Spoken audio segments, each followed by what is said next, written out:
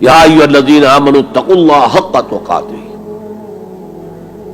اب یہاں پر ہمیں غور کرنا ہوگا کہ تقوی کی حقیقت کیا ہے۔ اگرچہ ہم آیت البر کے آخر میں پڑھ چکے ہیں اولئک الذین صدقوا واولئک هم المتقون، وہاں پر وہ ایک حیولہ، ایک شخصیت، ایک کردار وہ ہمارے سامنے آ چکا ہے، متقی کون ہوتا ہے۔ لیکن یہ موقع مناسب ہے کہ یہ لفظی معنی اس کے کیا ہے۔ عام طور پر جو ترجمہ کیا جاتا ہے اللہ سے ڈرو، یہ اچھا ترجمہ نہیں ہے، اور چونکہ اکثر و بیشتر لوگوں نے یہی ترجمہ کیا ہے، قرآن میں بار بار آتا ہے اتقوا اللہ اتقوا اللہ اتقوا اللہ، تو عیسائیوں کو یہ کہنے کا موقع ملا کہ قرآن زیادہ اللہ کے خوف پر زور دیتا ہے، جبکہ مسیح نے اور جو بائبل ہے وہ اللہ کی محبت پر زور دیتی ہے۔ اعتراض کرنے کا انہیں موقع مل گیا۔ خوف کا لفظ قرآن کا خود عربی زبان کا لفظ ہے، قرآن مجید میں بھی آیا ہے فلا تخافوہم وخافونی، تم ان سے نہ ڈرو، اپنے دشمنوں سے نہ ڈرو، مجھ سے ڈرو۔ خوف کا لفظ بھی ہے۔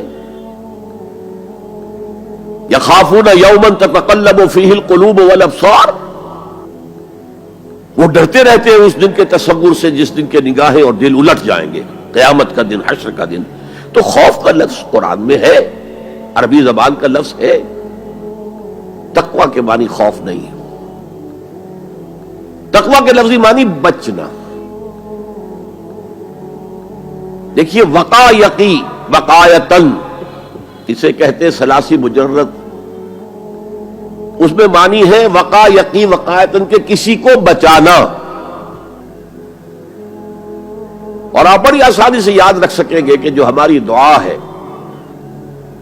جو سورہ بقرہ میں حج کی دعاؤں کے ضمن میں اہم ترین دعا کی حیثیت سے مذکور ہے، ربنا آتنا فی الدنیا حسنۃ وفی الآخرۃ حسنۃ وقنا عذاب النار وقنا عذاب النار، اے اللہ ہمیں بچا آگ کے عذاب سے۔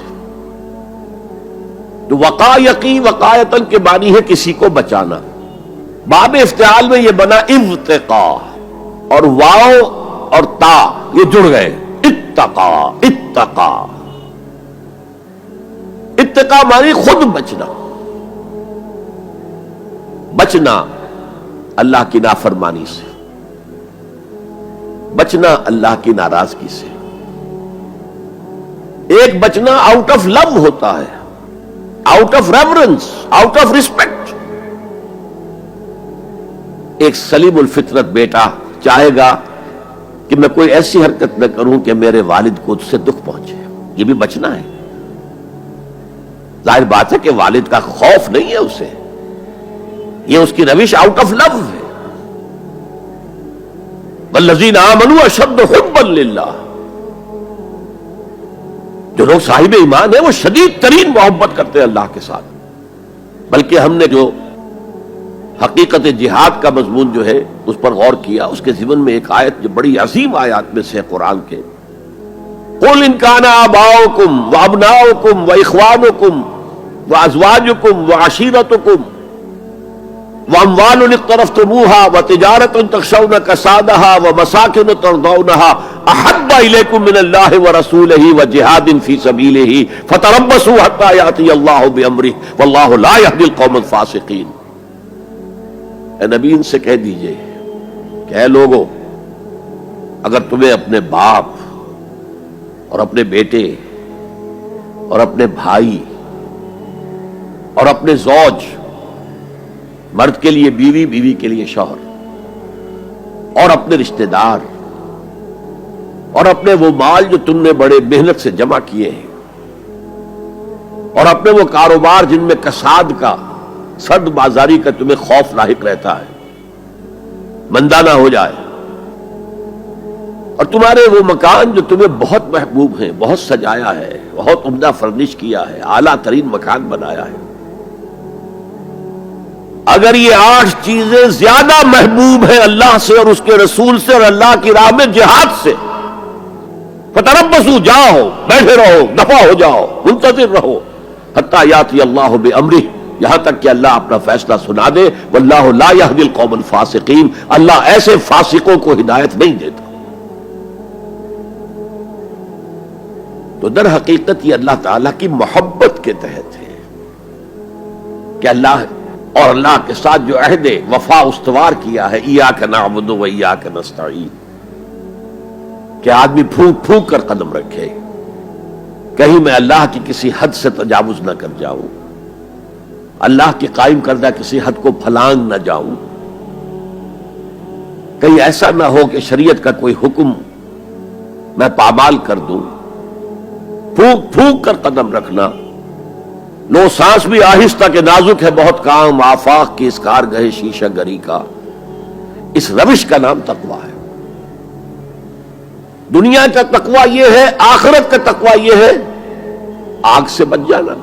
نتیجہ ہے واتقوا النار الذی وقودها الناس والحجارہ، بچو اس آگ سے جس کا ایندھن بنیں گے انسان اور پتھر. یا ایھا الذین آمنوا قوا انفسکم واہلیکم نارا، اہل ایمان بچاؤ اپنے آپ کو اور اپنے اہل و عیال کو آگ سے. تو دنیا کا تقویٰ اور آخرت کا تقویٰ یہ ہے تقویٰ کے لفظی معنی. بلکہ اس میں اضافہ کروں کچھ. ایک دفعہ حضرت عمر فاروق رضی اللہ تعالی عنہ کی مجلس شورا میں یہ بحث چل نکلی تقویٰ کسے کہتے ہیں، ہاؤ ٹو ڈیفائن تقویٰ. سب حضرات نے اپنی اپنی رائے دی.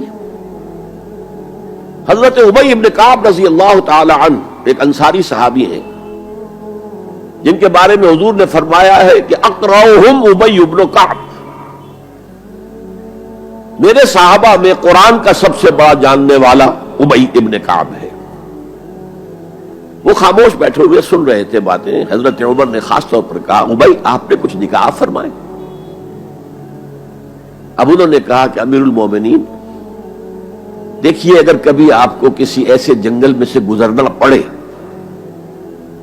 جس میں کوئی پگڈنڈی نہیں ہے، بڑی اونچی اونچی گھاس ہے اور قدم قدم پر خاردار جو ہیں جھاڑیاں ہیں، تو آپ کیسے گزریں گے؟ جسے میں بار بار کہہ رہا ہوں پھونک پھونک کر قدم رکھنا.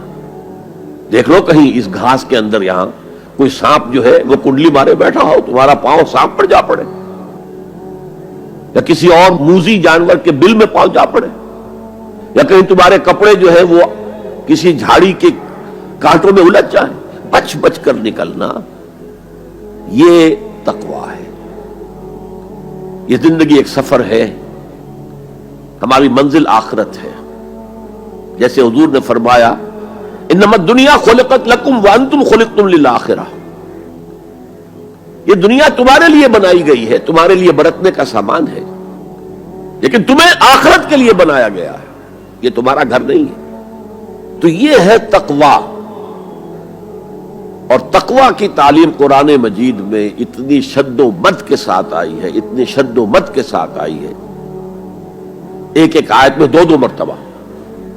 سورۃ النساء کی پہلی آیت یا ایھا الناس اتقوا ربکم الذی خلقکم من نفس واحدۃ وخلق منها زوجها وبث منهما رجالا کثیرا ونساء واتقوا اللہ الذی تساءلون به والارحام ان اللہ کان علیکم رقیبا.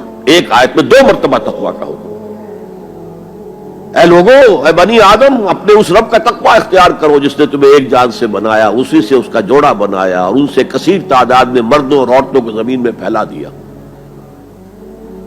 یہ 600-650 کروڑ جو انسان آج دنیا میں ہے، یہ سب کون ہے؟ آدم اور حوا کی نسل سے ہیں. پھر اسی آیت میں دوبارہ واتقوا اللہ الذی تساءلون به والارحام، تقویٰ اختیار کرو اس اللہ کا جس کا ایک دوسرے کو واسطہ دیتے ہو. کوئی سائل مانگتا ہے تو اللہ کے نام پر مانگتا ہے. تم بھی جا کر اپنے کسی عزیز سے یا دوست سے کہتے ہو کسی کام کے لیے بھائی یہ کام بہت ضروری ہے اللہ کے لیے جلد از جلد اس کام کو کر دو، واسطہ اللہ کا. یا جیسے کہ سورہ حشر میں ایک آیت میں دو دفعہ یا ایھا الذین آمنوا اتقوا اللہ ولتنظر نفس ما قدمت لغد واتقوا اللہ ان اللہ خبیر بما تعملون.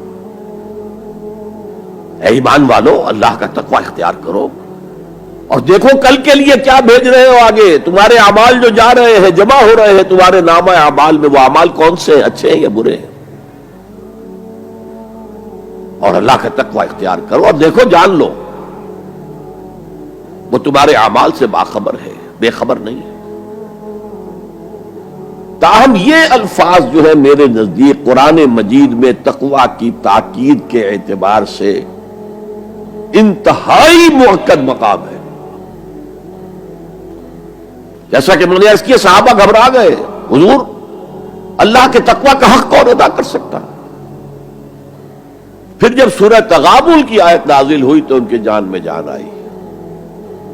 وہاں فرمایا گیا فاتقوا اللہ ما استطعتم، اللہ کا تقوی اختیار کرو جتنا بھی تمہارے حد استطاعت میں ہے، امکانی حد تک اللہ کا تقوی اختیار کرو. پھر جان میں جان آئی. آدمی اپنے مقدور بھر اپنی ہمت کے مطابق تو کام کر سکتا ہے، لیکن اللہ کا حق ادا کرنا یہ کیسے ممکن ہے؟